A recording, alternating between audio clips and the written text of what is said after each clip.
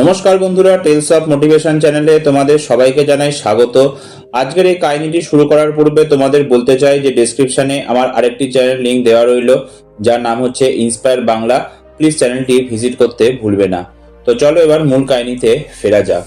ভক্তগণ, তোমরা কি জানো মানুষকে সবচেয়ে শক্তভাবে বেঁধে রাখে কোন শিকল? গৌতম বুদ্ধের এই প্রশ্নে জেটবনের সভাস্থল নিস্তব্ধ হয়ে গেল। চারপাশে শত শত ভক্ত, সবার চোখ গুরুদেবের মুখের দিকে। কেউ ভাবল রাগ, কেউ ভাবল মোহ, আবার কেউ ভাবল অজ্ঞানতা। বুদ্ধ মৃদু হাসলেন, বললেন, শিকলটা চোখে দেখা যায় না, তার নাম লোভ। সারিপুত্র সম্মান ভরে জিজ্ঞেস করলেন, ভগবান, লোভ তো মানুষকে এগিয়ে যেতে সাহায্য করে, তাহলে তা কিভাবে ধ্বংস ডেকে আনে? বুদ্ধ কিছুক্ষণ নীরব রইলেন, তারপর ধীরে ধীরে বলতে শুরু করলেন, তোমাদের একটি গল্প শোনাই। এই গল্প শুনে তোমরাই উত্তর পেয়ে যাবে। অনেক বছর আগে কৌশল রাজ্যে এক রাজা ছিলেন।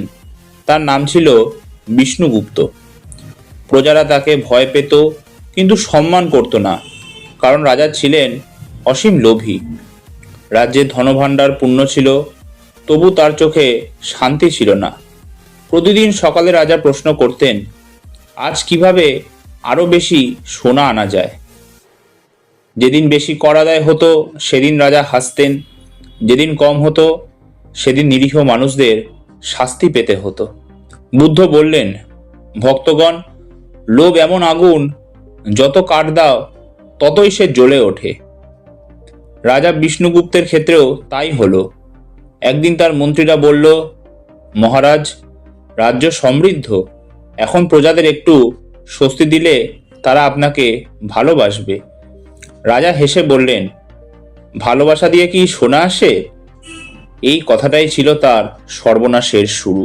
ভক্ত জিজ্ঞেস করলেন, ভগবান, রাজা তো ক্ষমতাবান ছিলেন, তবু লোভ কিভাবে তাকে ধ্বংস করলো?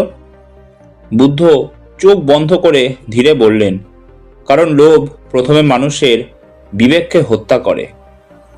রাজা একদিন আদেশ দিলেন, নদীর পাড়ে থাকা গ্রামগুলো থেকে দ্বিগুণ কর আদায় করতে হবে। ফসল নষ্ট হলো, লোকেরা না খেতে পেয়ে মরতে লাগলো। কিন্তু রাজপ্রাসাদে উৎসব থামল না। এক বৃদ্ধ একদিন রাজদরবারে এসে বলল, মহারাজ, আপনার লোভে আমাদের সন্তানরা মরছে। রাজা রেগে উঠে বললেন, আমার রাজ্যে থাকলে আমার নিয়ম মানতেই হবে। সেদিন বৃদ্ধকে কারাগারে পাঠানো হয়। বুদ্ধ শিষ্যদের দিকে তাকিয়ে বললেন, যখন মানুষ শুধু নিজের চাওয়া দেখে, তখন সে আর কাউকে মানুষ হিসাবে দেখে না। কিছুদিন পর রাজ্যের সেনাপতিরাও অসন্তুষ্ট হলো, কিন্তু রাজা ভাবল, ওরা আমার বেতনে চলে, বিদ্রোহ করার সাহস পাবে না। লোভ মানুষকে শুধু নিষ্ঠুরই করে না, সে মানুষকে অহংকারীও করে তোলে। এক রাতে প্রতিবেশী রাজ্য আক্রমণ করল। প্রজারা রাজার পক্ষে দাঁড়ালো না, সেনারা যুদ্ধ করতে গেল না মন থেকে। এক সময় রাজপ্রাসাদ আগুনে পড়ল। রাজা বিষ্ণুগুপ্ত পালিয়ে বাঁচতে চাইলেন, কিন্তু সেই সোনার থলেগুলো, যেগুলো তিনি সারা জীবন জমানোর চেষ্টা করেছিলেন, সেগুলোই তার দৌড় ধীর করে দিল। জঙ্গলের মাঝে ক্লান্ত রাজা বসে পড়লেন, হাতে সোনা কিন্তু পেটে ক্ষুধা। চারদিকে শত্রু, পাশে কেউ নেই। সেই মুহূর্তে তার মনে হলো, যদি আমি কম চাইতাম, আজ হয়তো একটাও শত্রু থাকতো না। কিন্তু এই উপলব্ধি এসেছিল অনেক দেরিতে। গল্প শেষ করে বুদ্ধ বললেন, ভক্তগণ, লোভ মানুষকে তিনভাবে ধ্বংস করে। প্রথমে তার শান্তি, তারপর তার সম্পর্ক, আর শেষে তার অস্তিত্ব। তিনি আরো বললেন, যে মানুষ কখনো যথেষ্ট বলতে শেখে না, সে কখনো সুখী হতে পারে না।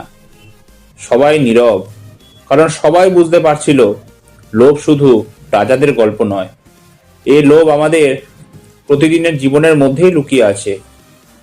আর বুদ্ধের শেষ কথা বাতাসে ভেসে রইল, লোভ মানে বেশি চাওয়া নয়, লোভ মানে যা আছে তাতেও সন্তুষ্ট না হওয়া। এই ভিডিওটা এতটাই। ভালো লাগলে প্লিজ ভিডিওটা লাইক শেয়ার আর চ্যানেলটা সাবস্ক্রাইব করতে ভুলবে না। আর গল্পটা কেমন লাগলো প্লিজ কমেন্ট করতে ভুলবে না। তো আরো এরকম নতুন ভিডিও নিয়ে আপনাদের সামনে আমি আবার উপস্থিত হব। ততক্ষণ সুস্থ থাকবেন, সাবধানে থাকবেন। ধন্যবাদ।